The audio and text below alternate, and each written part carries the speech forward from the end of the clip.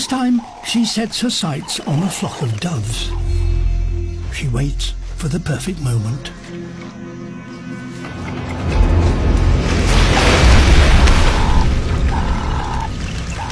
But they aren't so easily caught.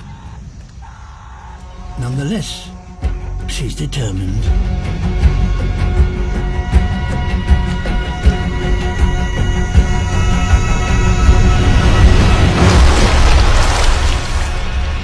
Success at last.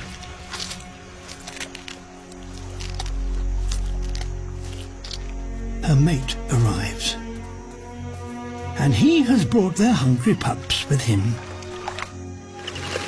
With so many mouths to feed, she will have to be hunting again soon.